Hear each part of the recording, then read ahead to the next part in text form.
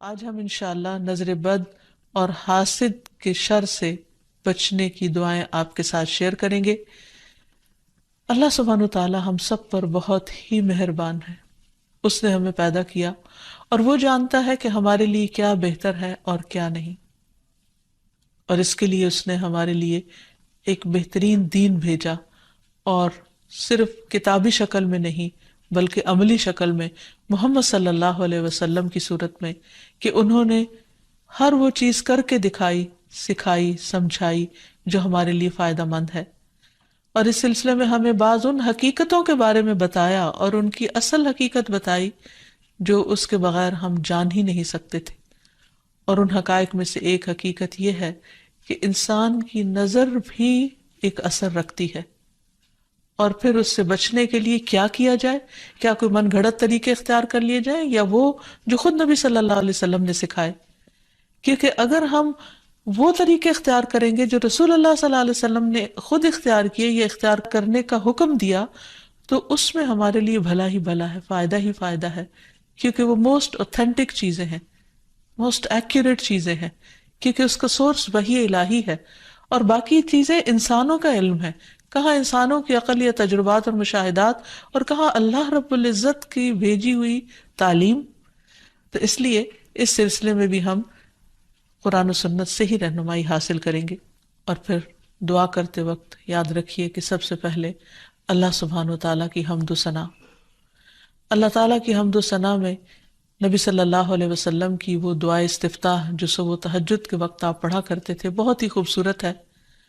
اس میں بہت ہی عمدہ انداز سے آپ صلی اللہ علیہ وسلم اللہ تعالیٰ کی حمد بیان کرتے ہیں۔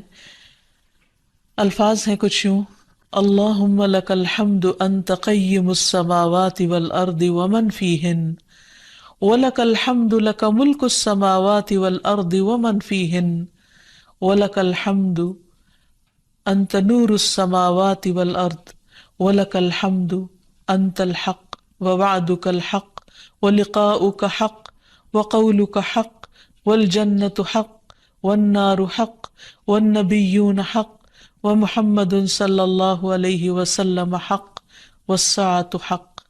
اے اللہ، ہر طرح کی تعریف تیرے ہی لیے ہے، تو آسمان اور زمین اور ان میں رہنے والی تمام مخلوق کو قائم رکھنے والا ہے۔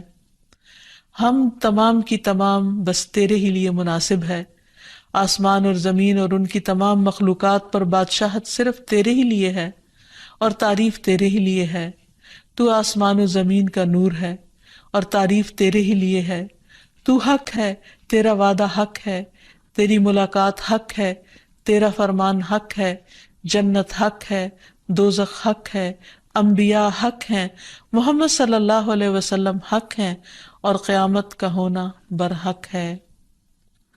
اور پھر اللہ تعالیٰ کی حمد و ثنا کے بعد درود شریف کا پڑھنا دعاؤں کی قبولیت کا ذریعہ بنتا ہے۔ تو اس لیے جب بھی اللہ تعالیٰ کو پکاریں، اللہ تعالیٰ سے قبولیت کا یقین رکھتے ہوئے اس کو پکاریں، اور خصوصاً زندگی میں پیش آنے والی ان مشکلات کو جن کا سبب معلوم ہو، اور ان مشکلات میں بھی جن کا ہمیں سبب معلوم نہیں، ان سب کو دور کرنے کے لیے اللہ تعالیٰ کی مدد لیں۔ جہاں تک نظر بد کی حقیقت کا تعلق ہے تو اس کے بارے میں نبی صلی اللہ علیہ وسلم نے ہمیں بتایا ہے۔ آپ نے فرمایا العین حق، کہ نظر لگنا برحق ہے، یعنی انسانی نظر کے اندر ایسی ریز ہوتی ہیں، ایسی تاثیر ہوتی ہے جو دوسرے کے اوپر جا کر اثر انداز ہوتی ہے اور اس کو نقصان پہنچا سکتی ہے، لیکن یہ ہوتا ہے اللہ کے اذن سے، اللہ کے حکم سے۔ اللہ تعالیٰ جس چیز میں چاہے خیر رکھ دے، جس چیز میں چاہے تکلیف کا عنصر رکھ دے، اور اس کے ہر فیصلے میں خیر و بھلائی ہی ہے۔ جو کچھ ہوتا ہے وہ اسی کے حکم سے ہوتا ہے۔ مثلاً ہم دیکھتے ہیں کہ یعقوب علیہ السلام کے بیٹے جب مصر میں سب جا رہے تھے تو انہوں نے خاص طور پر ان کو تلقین کی تھی کہ تم ایک دروازے سے داخل نہیں ہونا، اور اس کی وجہ یہی تھی کہ ان کو ڈر تھا کہ کہیں یہ سارے نوجوان اکٹھے جب مل کر داخل ہوں گے تو دیکھنے والوں کی نظر کا شکار نہ ہو جائیں۔ تو انہوں نے کہا وما أغني عنكم من الله من شيء إن الحكم إلا لله عليه توكلت توكلت وعليه فليتوكل المتوكلون. تو انہوں نے کہا کہ میں تمہیں یہ ترکیب بھی بتا سکتا ہوں، لیکن میں تم سے اللہ کی طرف سے آنے والی کوئی چیز ہٹا نہیں سکتا.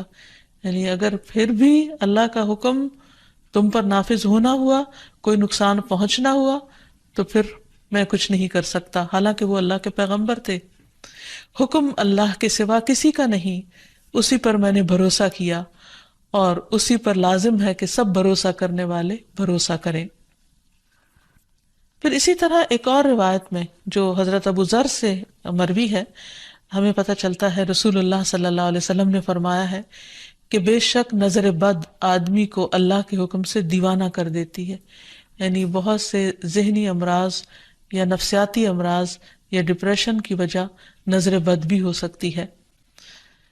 نظر بد کے بعض اوقات فزیکل اثرات بھی ہوتے ہیں، یعنی جسمانی اثرات بھی ہوتے ہیں. مثلا ایک روایت میں آتا ہے کہ ام سلمہ رضی اللہ تعالیٰ عنہ کہتی ہیں کہ نبی صلی اللہ علیہ وسلم نے ان کے گھر میں ایک لڑکی دیکھی جس کے چہرے پر نظر بد کی وجہ سے کالے دھبے پڑ گئے تھے، یعنی چہرے کا رنگ خراب ہو چکا تھا. تو نبی صلی اللہ علیہ وسلم نے فرمایا کہ اس پر دم کرو کیونکہ اس سے نظر بد لگ گئی ہے. تو اس سے بھی پتہ چلتا ہے کہ نظر بد جسمانی بیماریوں یا جسمانی حالت میں تغییر کا سبب بھی ہو سکتی ہے. پھر آپ نے یہ بھی فرمایا کہ نظر بد آدمی کو اللہ کے حکم سے دیوانہ کر دیتی ہے، حتیٰ کہ بعض اوقات انسان اونچی جگہ پر چڑھتا ہے اور پھر وہاں سے گر پڑتا ہے. یعنی بعض اوقات بچے آپ نے دیکھا ہوگا کہ کھیل رہے ہوتے ہیں، اچھے بھلے کھیل رہے ہوتے ہیں، ایک دم ماں باپ دیکھ کر خوش ہوتے ہیں، اچانک وہ ایسی چیز سے جا ٹکراتے ہیں کہ بعض اوقات بڑے بڑے حادثات ہو جاتے ہیں. تو ایسی صورت میں جب بھی انسان کسی چیز کو دیکھے جس پر دل خوش ہونے لگے تو فوراً ماشاء اللہ پڑھے، اللہ کا ذکر کرے، تو پھر نظر کے برے اثرات سے محفوظ رہا جا سکتا ہے. پھر اسی طرح بعض اوقات بچے بلا وجہ رونا شروع کر دیتے ہیں اور چپ ہی نہیں ہوتے، تو اس میں بھی نظر بد کا اثر ہوتا ہے. حضرت عائشہ کہتی ہیں کہ ایک مرتبہ نبی صلی اللہ علیہ وسلم تشریف لائے تو ایک بچے کے رونے کی آواز سنی. آپ نے فرمایا کہ یہ بچہ کیوں رو رہا ہے، تم اس کی نظر کیوں نہیں اتارتے؟ یعنی اس پر ایسے اذکار پڑھے جائیں کہ جس کی وجہ سے اس کی یہ تکلیف دور ہو جائے. پھر اسی طرح بچوں کا کمزور ہونا، ان کی صحت درست نہ ہونا. آپ صلی اللہ علیہ وسلم نے حضرت اسماء بنت امیس سے کہا، کیا بات ہے کہ میں اپنے بھائی جعفر کے بیٹوں کے جسموں کو دبلا پتلا دیکھ رہا ہوں، یعنی ان کی صحت اچھی نہیں ہے، کیا انہیں فقر و فاقہ رہتا ہے، یعنی کھانے کو کچھ نہیں ملتا؟ انہوں نے عرض کیا، نہیں، بلکہ انہیں بہت جلد نظر لگ جاتی ہے. آپ نے فرمایا انہیں دم کرو. انہوں نے آپ کے سامنے چند کلمات پیش کیے تو آپ نے فرمایا انہیں دم کرو، یعنی ان کلمات کے ساتھ دم کرو. وہ کلمات انشاءاللہ آگے بتائے جائیں گے. پھر اسی طرح بعض اوقات نظر بد کی وجہ سے جان بھی خطرے میں پڑ جاتی ہے یا انسان شدید بیمار ہو جاتا ہے. اور آپ صلی اللہ علیہ وسلم نے خصوصی طور پر ایک موقع پر جب ایک صحابی نے دوسرے کو دیکھا تو ان کی طبیعت خراب ہو گئی، تو آپ صلی اللہ علیہ وسلم نے خود ان کے سینے پر 3 دفعہ ہاتھ مارا اور یہ دعا پڑھی، اللہم اذھب عنہ حرہا وبردہا ووصبہا، اے اللہ اس کی گرمی اور سردی اور بیماری اور لاغری دور کر دے. پھر کھڑے ہوئے اور فرمایا، جب کسی کو اپنے بھائی کا وجود یا کوئی مال پسند آئے، یعنی کوئی چیز اٹریکٹ کرے، تو اس کے لیے برکت کی دعا کرے، کیونکہ نظر لگ جانا برحق ہے. تو اس حدیث سے بھی پتہ چلتا ہے، اور یہ سلسلہ صحیحہ کی صحیح حدیث ہے، اور جن کو نظر لگی تھی وہ حضرت سہل تھے، اور یہ تفصیلی روایت ہمیں حدیث کی کتاب سے مل جاتی ہے. پھر اسی طرح نظر کی وجہ سے بعض اوقات موت تک واقع ہو جاتی ہے. آپ صلی اللہ علیہ وسلم نے فرمایا کہ اللہ کی قضاء و قدر کے بعد نظر بد ہی میری امت کے اکثر لوگوں کی موت کا سبب بن جاتی ہے. اچانک پھر کوئی ایسی بیماری آ جاتی کہ انسان کی زندگی کے خاتمے کا ذریعہ بن جاتی. پھر اسی طرح یہ ہے کہ انسان دم کرے. حضرت انس کہتے ہیں کہ رسول اللہ صلی اللہ علیہ وسلم نے نظر بد، ڈنک اور نملہ کی بیماری کے لیے دم کی اجازت دی ہے. نملہ کی بیماری میں پسلی دانوں سے بھر جاتی ہے. پھر حضرت عائشہ فرماتی ہے کہ رسول اللہ صلی اللہ علیہ وسلم نے مجھے حکم دیا کہ نظر بد لگ جانے پر دم کیا جائے. پھر اسی طرح بخار، پہلو کے پھوڑے اور نظر بد میں دم کی اجازت دی گئی ہے. خصوصی طور پر چھوٹے بچوں کو دم کرتے رہنا چاہیے، اور جتنی بھی مائیں ہیں وہ ان کی تعلیم و تربیت کے حصے میں یہ بات شامل ہونی چاہیے کہ وہ چھوٹے بچوں کو صبح و شام کی دعائیں پڑھ کر یا اللہ تعالیٰ کا ذکر کر کے دم کرتی رہیں، خصوصاً نظر بد کی دعا۔ حضرت اسما کہتی ہے کہ ایک مرتبہ انہوں نے عرض کیا، یا رسول اللہ صلی اللہ علیہ وسلم، جعفر کے بچوں کو نظر لگ جاتی ہے، کیا میں ان پہ دم کر سکتی ہوں؟ تو آپ نے فرمایا ہاں، اگر کوئی چیز تقدیر سے سبقت لے جا سکتی تو وہ نظر بد ہوتی، یعنی اتنے اس کے اثرات ہوتے ہیں۔ پھر اسی طرح نظر بد کے علاج میں یہ بات بھی بہت مفید ہے جو نبی صلی اللہ علیہ وسلم کی سنت سے ثابت ہے کہ نظر لگانے والے کے وضو کے بچے ہوئے پانی سے اس کو غسل کرایا جائے، یعنی جس کو نظر لگی ہو۔ ایک اور روایت میں آتا ہے کہ آپ صلی اللہ علیہ وسلم نے فرمایا، نظر بد لگنا برحق ہے، اگر کوئی چیز تقدیر پر غالب ہو سکتی تو وہ نظر بد ہے۔ جب لوگ تمہیں غسل کرنے کا کہیں تو غسل کر دو، یعنی اس کو برا نہ مانو، کیونکہ یہ ایک چیز ہے ہونے والی۔ اگر کسی کے آنے سے یا اچانک دیکھنے سے یا کسی کی بات سے یا تعریف سے دوسرے شخص کی طبیعت خراب ہو گئی ہے تو اس سے واضح طور پر پتہ چلتا ہے کہ کوئی ایسے ہی اثرات ہوئے ہیں، اور اگر وہ طلب کرے کہ وضو کر کے پانی دے دو تو دے دینا چاہیے، اس کو برا نہیں سمجھنا چاہیے۔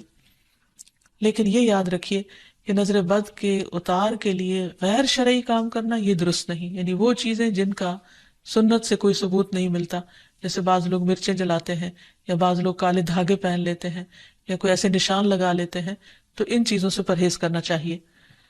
کیونکہ نبی صلی اللہ علیہ وسلم نے ایک مرتبہ ایک قاصد کو روانہ فرمایا اور فرمایا کہ کسی اونٹ کے گلے میں کوئی تانت یا کوئی قلادہ باقی نہ چھوڑا جائے مگر اسے کاٹ ڈالا جائے۔ تو مالک نے کہا کہ یہ لوگ قلادے نظر بد سے بچانے کے لیے ڈالتے ہیں یا ایسے دھاگے ڈال دیتے ہیں، تو آپ نے فرمایا ان کو کاٹ کے ختم کر دیا جائے۔ پھر اسی طرح شرکیہ دم نہیں کرنے چاہیے جس میں اللہ سبحانہ وتعالیٰ کے علاوہ کسی اور کو پکارا گیا ہو یا ان کا نام لیا گیا ہو۔ اور دعاؤں میں خصوصاً معوذتین بہت مفید ہیں، قل اعوذ برب الفلق اور قل اعوذ برب الناس آخر تک 3 بار پڑھ کر مریض پر دم کیا جائے۔ رسول اللہ صلی اللہ علیہ وسلم جنوں اور انسانوں کی نظر بد سے پناہ مانگا کرتے تھے، یہاں تک کہ یہ 2 صورتیں نازل ہوئی۔ جب یہ نازل ہوئی تو آپ نے انہیں پڑھنا شروع کر دیا اور ان کے علاوہ سب کچھ چھوڑ دیا۔ پھر اسی طرح ماشاء اللہ پڑھتے رہنا چاہیے۔ قرآن مجید میں آتا ہے وَلَوْلَا إِذْ دَخَلْتَ جَنَّتَكَ قُلْتَ مَا شَاءَ اللَّهُ لَا قُوَّةَ إِلَّا بِاللَّهِ، اور جب تو اپنے باغ میں داخل ہوا تو تم نے یہ کیوں نہ پڑھا کہ ماشاء اللہ لا قوت الا باللہ۔ یہ اس شخص کو کہا گیا جس کا باغ جل گیا تھا۔ سورۃ کہف میں اس کی کہانی موجود ہے، اور اس کا معنی کیا ہے کہ وہی ہوتا ہے جو اللہ چاہتا ہے، اور اللہ کی توفیق کے بغیر کسی کا کچھ زور نہیں۔ پھر اسی طرح کچھ دیگر مسنون دعائیں ہیں جن کا پڑھنا نظر کے لیے فائدہ مند ہے۔ ابن عباس کہتے ہیں کہ نبی صلی اللہ علیہ وسلم حضرت حسن اور حسین کے لیے پناہ طلب کیا کرتے تھے اور فرماتے تھے کہ تمہارے دادا ابراہیم علیہ السلام بھی ان کلمات کے ذریعے اسماعیل اور اسحاق علیہ السلام کے لیے اللہ کی پناہ مانگا کرتے تھے۔ اعوذ بکلمات اللہ التامۃ من کل شیطان وہامۃ ومن کل عین لامۃ، میں پناہ مانگتا ہوں اللہ کے پورے کلمات کے ذریعے ہر ایک شیطان سے، ہر زہریلے جانور سے اور ہر نقصان پہنچانے والی نظر بد سے۔ پھر اسی طرح ایک اور دم بھی ہے۔ حضرت عائشہ کہتی ہے کہ میں رسول اللہ صلی اللہ علیہ وسلم پر نظر بد سے حفاظت کے لیے دم کیا کرتی تھی، یعنی وہ خود کرتی تھی، اور وہ اس طرح کہ میں اپنا ہاتھ ان کے سینے پر رکھتی اور یہ دعا پڑھتی، امسح البأس رب الناس بیدک الشفاء لا کاشف لہ الا انت، اے لوگوں کے رب اس تکلیف کو دور فرما دے، شفا تیرے ہاتھ میں ہے اور تیرے علاوہ کہیں اور سے شفا نہیں مل سکتی۔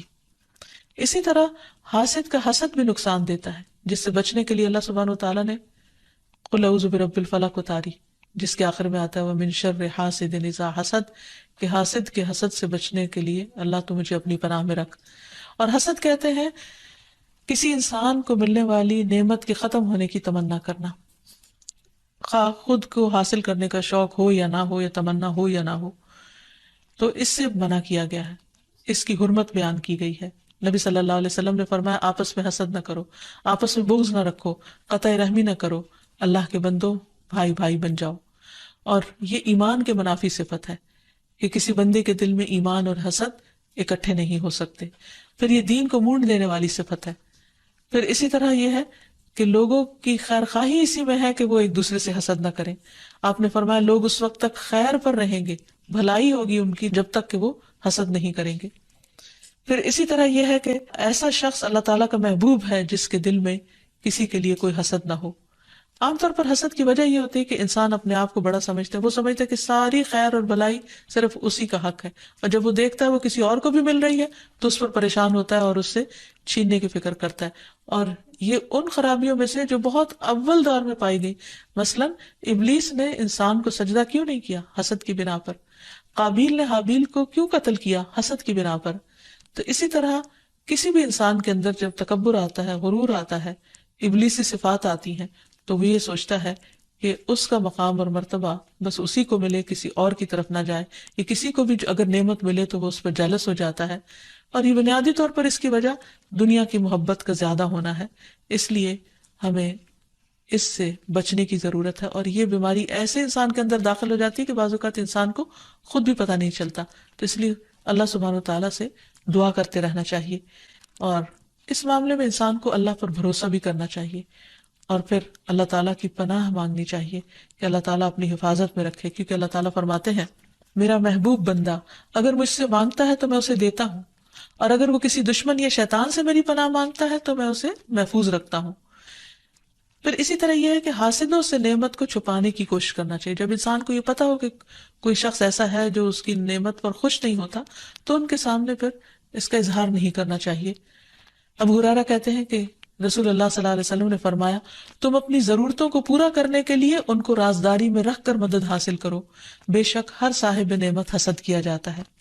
پھر اسی طرح یہ کہ انسان کو حسد سے بچنے کے لیے اللہ تعالیٰ سے دعا کرتے رہنا چاہیے، کیونکہ ہر ایک کی پیشانی کے بال اللہ کے ہاتھ میں ہے، اور جب اللہ نہ چاہے تو کوئی کسی کو کچھ بھی نقصان نہیں دے سکتا، کچھ بھی بگاڑ نہیں سکتا. تو اللہ تعالیٰ پر بھروسہ کرتے ہوئے خصوصی طور پر معوذتین کا ورد کرتے رہنا چاہیے. صبح و شام 3 بار پڑھنا چاہیے، نمازوں کے بعد اس کو پڑھنا چاہیے. اور پھر ایک دعا اور بھی ہے کہ جبریل علیہ السلام نبی صلی اللہ علیہ وسلم کی عیادت کے لیے ایک مرتبہ حاضر ہوئے تو آپ کانپ رہے تھے. آپ نے ان کو ان الفاظ میں دم فرمایا، بسم اللہ ارقیک من کل شیء یؤذیک من حسد حاسد وکل عین واسم اللہ یشفیک. اللہ کے نام سے میں تم پر ہر اس چیز کے شر سے بچاؤ کا دم کرتا ہوں جو تمہیں اذیت پہنچائے، ہر حاسد کے حسد سے اور ہر نظر بد سے. اللہ کے نام سے اللہ تمہیں شفا عطا فرمائے. تو اس سے یہ پتہ چلتا ہے کہ جبریل علیہ السلام نبی صلی اللہ علیہ وسلم پر دم کرتے تھے، تو ہمیں بھی مریض پر، بے چین شخص پر، اضطراب کے شکار شخص پر دم کرنا چاہیے، اور انہی الفاظ کے ساتھ، کیونکہ سب سے بہترین الفاظ وہ ہیں جو اللہ کا کلام ہے اور پھر محمد صلی اللہ علیہ وسلم کے الفاظ ہیں. اللہ تعالی ہمیں ہر طرح کے شر سے محفوظ رکھے، ہمیں بھی اور ہمارے عزیزوں کو بھی اور تمام لوگوں کو. وآخر دعوانا ان الحمد للہ رب العالمین.